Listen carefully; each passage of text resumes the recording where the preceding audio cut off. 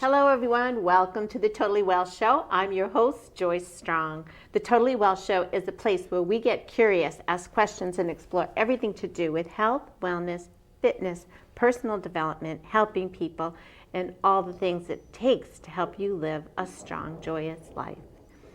Hello, Caryl Mix. Hey. My guest today is Caryl Mix, and Caryl is a life coach and business strategist and a return visitor to Totally Well. Yahoo! I'm so excited to be here with you. I am so happy to have you, and especially since I know you just had a big event yesterday. Did. Yeah, with lots of ladies attending. And so reaching out to Caryl is CARYLMIX.com. And what are your best platforms to be reached at? Best platform is Facebook. Yep. I'm typically hanging out in that space, and it's just my name, Caryl Mix, is the best way to connect. CARYLMIX.com. Mm-hmm. And today we, in our preamble, talked about doing a talk on living in survival mode and what that means. Mm-hmm.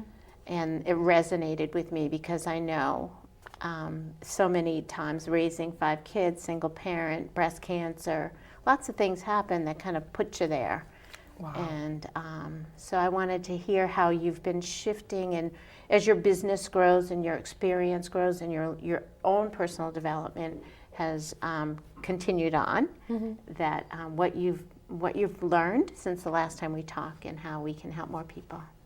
I feel like I've lived a lifetime since I was here last, just personally, Yeah. but also in the growth of the people that I've worked with as well. Yeah. And for me, I've noticed that survival mode completely have been the years, and it's literally been years, heading up towards potentially burning out in like this flat line of just, I don't know how to deal with the burnout, but it's all these years of being numb, of just barely coping, mm-hmm. just barely surviving in my own body, get up and do it again, barely surviving in my relationships, my marriage, having that all fall apart, bring that back together. Okay, that's fixed.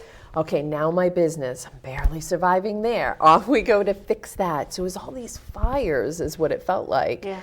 And I was spending so much time externally trying to fix all these things, and myself backburnered. And it was just no more, you know. When you say yourself backburned, what do you mean by that? Like your self-care practices? My self-care practices, what was good for me, mm-hmm. what my needs were, everything put on the back burner. Mm-hmm. Somebody else's priority needed to be taken care of. Mm-hmm. Or again, the business. I've got to run over to that space and bring it back up. Mm-hmm. It's exhausting, you know, so it just leads to complete disconnection in so many areas. And then I got really curious, like, how am I this disconnected in all of these areas of my life? Where do I even begin? You know? I love that you use that term, disconnected, because I recently interviewed Austin Perlmutter. He and his father, David Perlmutter, just came out a book called Brainwash, and they have a term called disconnection syndrome. Well, that's brilliant. It's a thing. And most of the clients that I serve, that's exactly what's going on. And it's like, how do I find the path back to me, but also still stay at the level of life that I've created to continue to be productive, you know? Yeah. But you can't be productive when you're in panic mode all the time, when there's always a fire to be put out, you know, so we tend to fall to the side of those bad coping mechanisms and habits that we've created to soothe ourselves when it's just compounding the issue, you know, so how do we come back from that? And that's the work that I've started doing. But it was also kind of brought to a head for me, or really just this massive realization, having 2 losses, 2 deaths in the family, very close together. And it really had me thinking, what am I doing with my life? Like, what's going on here? You know, slow down, pause, because it's like that life could end for us. We're not guaranteed, you know, and it may seem morbid to think that way, but it also reframing it in my mind that, you know what, live this life now. You have this one life, and you're not meant to just survive it. I've spent this much of my life so far, all these years, barely surviving. Oh, I'm not doing that anymore. Let's move and let's live our best life. You know, creating a business that I'm excited about. And I never thought of my business that way. Like, I'm excited to do this. It was like, oh man, I got to go in and do this. Yeah, I've got to go deal with this. And there's joy weaved in there. Of course there is. But when your focus is on what can I get excited about and do more of that, and then work with others that are looking to be excited or in their lives, in their relationships, with their body, which is a relationship, you know, the connections back to.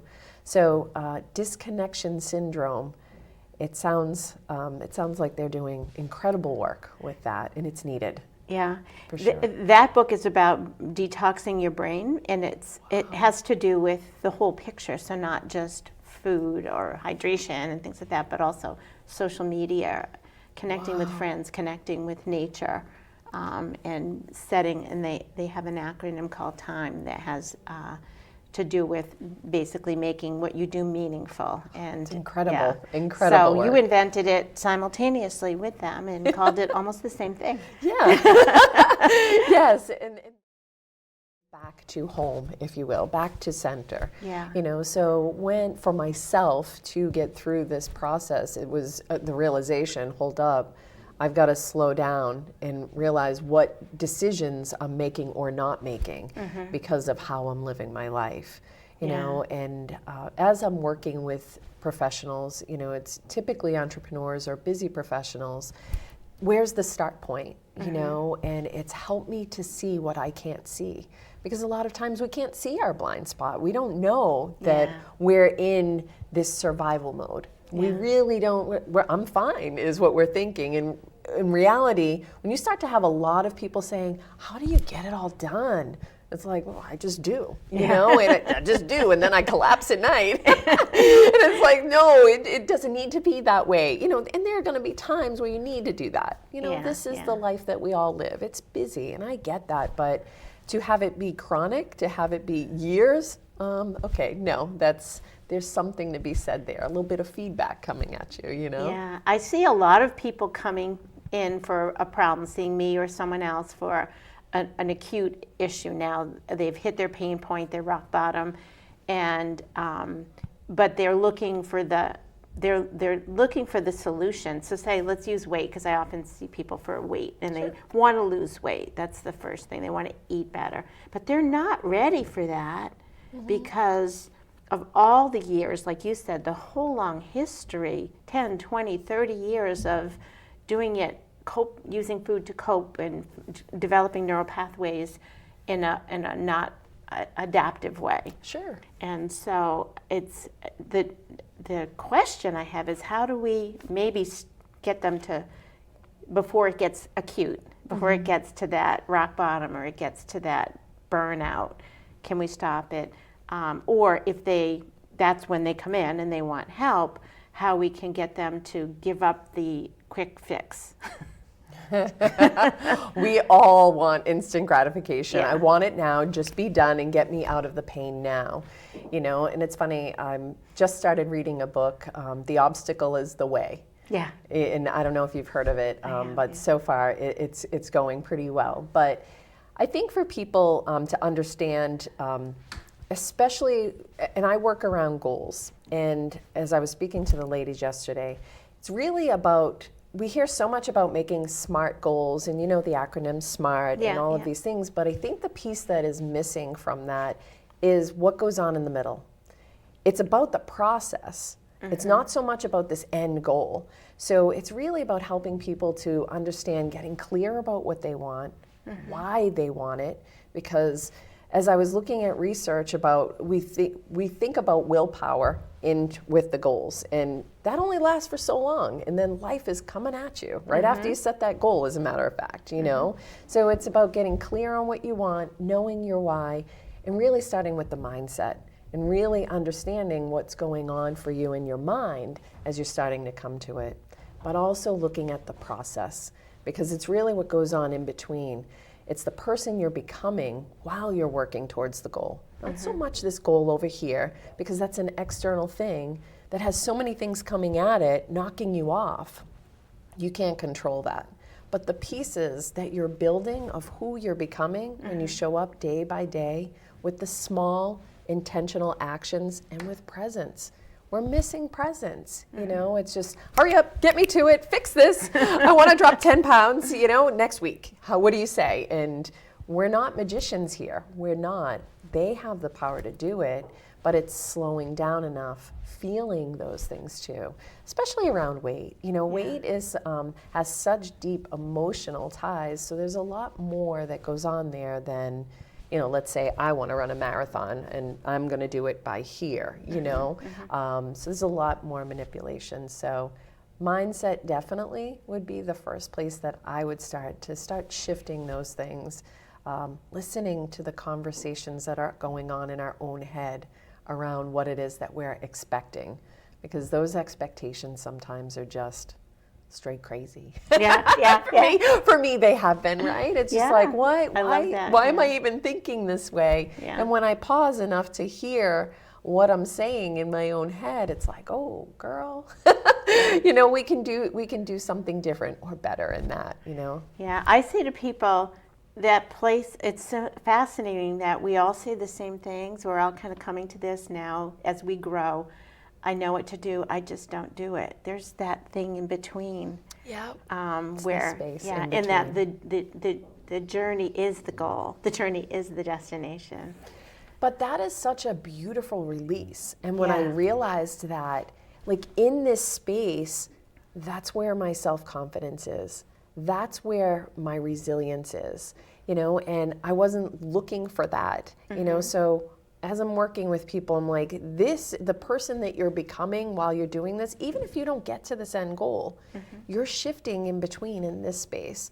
So relax about what's out here, stop staying externally focused on something that you can't control, and take advantage of what you're building and the foundation within. And the person that you're going to be is exactly what you're seeking, and you're going to learn a lot. You're going to stumble, you're going to mess up, expect to, and again, a lot of us have this, we got to do it right, we've got to do it perfect. That's where we're hanging out in the expectation space again. So, and that's not to say that we're letting up and just kind of babying it, because we know what happens there. We're just not going to show up to it, but it's learning how to commit to yourself in a different way than just on your calendar and all the things you're doing. Yeah, for sure. And sometimes too, that end goal isn't even where you wanted it at one point, but because you did this journey and stayed flexible and you're thinking, you end up getting something even better, even more than what you were. 100%, and it's every time it's that way. And I think that, really helping people recognize that it's not about doing this thing better. It's about getting and doing better with understanding where your comfort zone is and pushing that. If you can do better with pushing your comfort zone and moving out just a little bit, that's where the growth is, So don't worry about being the best over here at this far out thing that's outside of you. Worrying about how you can push your edges and be the best within those edges in that space. That's when we're thinking about what we're doing. We're not reacting to what life is throwing. We're able to create that foundation to think from that space. I appreciate the hockey analogy. You probably I don't even know I did it, so this is fantastic. Tell me about hockey. Well, I love hockey, and getting on your edges is one of the things that you need to do, because the hockey blade is flat, right? And there's an edge, outside edge, inside edge, flat. There's actually a hollow in there too, and a radius this way. So as when you first start to skate, I had a little girl the other day skating like this, just pushing straight back, and she wasn't going anywhere because she was just on her flats pushing straight back. And I said, what would happen if you went like this? And just took the hands out a little bit, or the feet out. And then what would happen if you pushed down and went like that? So it was like two tiny little moves. And she got it. She was still going slow, but faster than this, So oh, little girl, that's awesome. Yeah. But you know what? I think that you are teaching them some of the most important life lessons. That 2 tiny little shifts are what's going to move you forward. And I think we have this idea that any change in our life, it's got to be this big, massive event. I've got to change everything at once, which Nobody wants to participate in that. Or we keep going in the same place, going, you know, how are we going to keep moving? And then we get frustrated and we're like, hockey's no fun. Yeah, but it's small and steady, right? That consistent, persistent. that's it, Yeah. you know? So you're teaching them incredible life lessons that they can come back to, and they're going to have that in their foundation. So I commend you for that. Thanks. You need that. Yeah, so I'm really interested in how to, you know, I look back over my life, I look back at, you know, other clients who've come to me, and how can we intervene sooner? Do you have like a tool or some way that you can help let a person, because when you're in it, right, you don't know you're in it. You're in the amygdala, you're in that panic part of your brain where you're not in the prefrontal cortex to solve problems, you're stuck somewhere. And you have to have techniques, and some of the people I've had, Dr. Appler, Brainwash, the Perlmutters, they talk about techniques like having gratitude or connecting with nature that brings you out of the panic. So yeah, once you get a person in for that, we can teach them those techniques. How do we get them in sooner than the burnout? It's How do we get understanding. people to know it, to see it? Yeah, and I think that that would be the challenge, right, in our fields, because Yeah. most people are like, I got it, until bam, the wall, Yeah. until they hit the wall.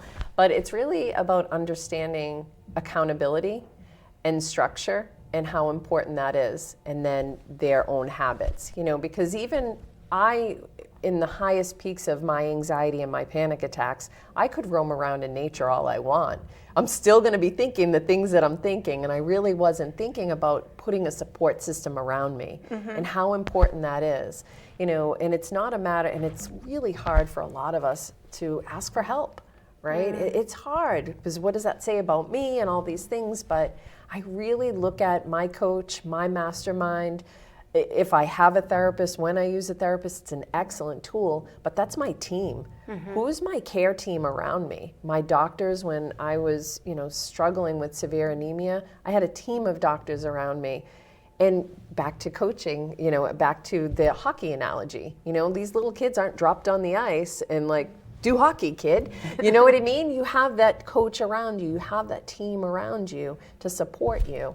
And I think it's easy for us to, and especially with children, it's easy for me to relate back to that. But the years I've watched my kids go out onto a field, never even knowing how to pick up the bat and hit the ball, they figure it out, but it's because they've got the coaching around them, they've got the people around them, you know. And I see one of the biggest mistakes that people make is that they count on their friends to be that sole support system, you know. And that's something that it's an important piece of the team, but not the whole team, you know, because your friend is probably running beside you, if not worse. We all have those people that were like, oh man, my life's not like that.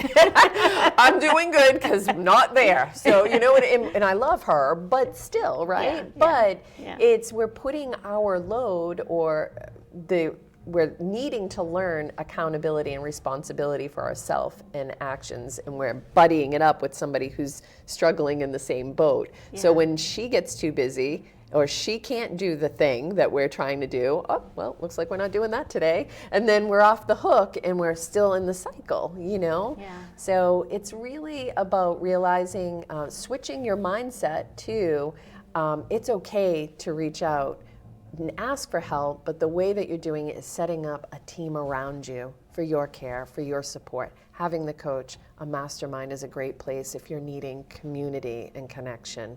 And I need those various things in my life. All the times that I was in the ditch and I couldn't figure out how to get out, I had to look up and out and see who's ahead of me, how did they do it? Great, I'm going there. That's who I need to connect with. You know, we can't see what we can't see, especially in business. You know, you only know what you know. Yeah. You're doing the best that you can, and you're juggling a lot of balls. But if you don't know what you don't know, you're going to keep doing the same thing over and over, and to your demise, you know, in your life and in your wallet. Yeah. I've learned the hard way until I figured out, get a team around me. They're there for me, and that's what they're there for. And I love my friends. I need them. But when my friend can't meet me where I'm at or where I need to be, it's really not her responsibility. She's already struggling to survive on her own, and now I'm a good distraction for her to avoid working on her life. Let me fix Caryl. And we've been there. I know I've been there too. You know, my friend is like, oh, why don't I make this a priority instead of dealing with all these fires that I don't want to deal with. Does that make sense? Absolutely, yeah. And I mean, your friends are your friends. They're not, often they'll be polite, or it's a different kind of relationship. And so when you really want to improve at something, having a coach, I mean, it makes perfect sense for athletes. You brought up even kids, right? I'll have people come in and say, well, I want to do this weight loss. Again, it often comes back to that with me, with what I do. Yeah. I want to do this, but I'm not going to tell anybody, like, the secret. And I'm like, so if you brought your kid to soccer and you wouldn't, like, tell the whole world that your kid just signed up for soccer because just in case he drops the ball or fails. Right. It's funny to see how with these things we want to keep them quiet. And I think that I think it's anticipating failure. Yes, that's definitely a piece of it. So it's great that you're helping them to see, to step outside of that. Again, that's a pattern, that's a thought pattern that they've had, and that's part of what they can't see, you know. I couldn't see it for myself. Now I'm looking for it, you know, and it's like, ooh, okay, there's my edge. I need 2 quick shifts. That's all I need, and I'm going to get going. But it's interesting to face your blind spots, you know. It's scary. It is, because you're stepping into your fear or you're stepping into your failure, which is how you'll grow. Yeah. So I think maybe there needs to be some way to encourage people to fail. Absolutely. I trained through Tony Robbins' coaching program. And one of the greatest shifts that I got from that program was there's no such thing as failure, there's only feedback. So for me to change my whole thinking, because I had some perfectionist going on, that's still in there, she doesn't go away. But I have to gently explain to her, this is just feedback, and it's feedback for growth. Because honestly, if you're thinking that you're doing the best that you can, I'm doing the best that I can, and it's failing, you're gonna have that obstacle right there. But if you start to look at, okay, this isn't working, I'm unhappy, what's the feedback? What's the feedback that I'm getting from outside of me, but what's the feedback I'm getting internally? We're not listening to that either. You know, so it's like, okay, slow down, make a list of the feedback that I'm getting. Now it releases this guilt and shame and all that stuff that goes with failure. You know, I messed up. How could I do that? The beat down. Let's avoid the beat down, neutralize it, and call it feedback. Now I'm going to grow from it, and I'm certainly not going to do that again. Because most humans that I know, we grow the most from our biggest mistakes. We're like, ooh, and sometimes we have to make them over and over again. That's me. I like to repeat it. Day, I know.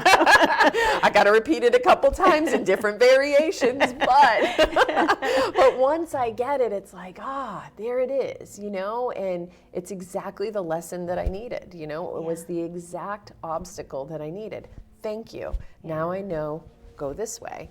And it brings me to a better path to fail upon again. And it's not always, but those wins feel so much better, you know, and you can start to see your own growth through them. So, and it's not to say that I'm not terrified of failing, because I am, of course I am. But if I'm focused on the fear, if I'm focused on the failure, that's more of what I'm going to experience. If I focus on, you know what, I've got to try this. Here are my edges, it's scary, but it's exciting too. Because the edge is exciting, you know? And I'm like, okay, do it scared, is what I say to myself. Because I like that. I will back up, I will think of all the great things. As an entrepreneur, that's what we are, idea generators, right? And then I'm like, you know, and it's like, do it scared. And don't think, just do, you know? Have you heard of Mel Robbins? Yeah, her 5-second rule, right? You got 5 seconds before you're going to talk yourself out of it. So my, 5-second rule is do it scared. Yeah. Oh, I love that. I love that. Yeah. And that's where, again, you're teetering on the edges. You're jumping right off. But I think that's where life is. In the book The Art of Possibility. Ben and Rosamund Zander talk about this. He says, raises his hands and says, how fascinating. Oh. So he's conductor for Boston Philharmonic, Oh. and he's a very expressive guy, to say the least. But he'll say, how fascinating. And it doesn't mean how funny or how, with some other word to it means you should fascinate on what just happened. So that you can examine it with your prefrontal cortex, with not from your panic zone, but now like, oh, maybe if, so somebody is skating and they're behind the net and they pass the puck to an opponent. I could say, how fascinating. What just happened? What were you looking at? I was looking down at the puck. Well, how could you have made a pass to your teammate and had it connect with the teammate instead of an opponent? I could have raised my head. I could have looked up.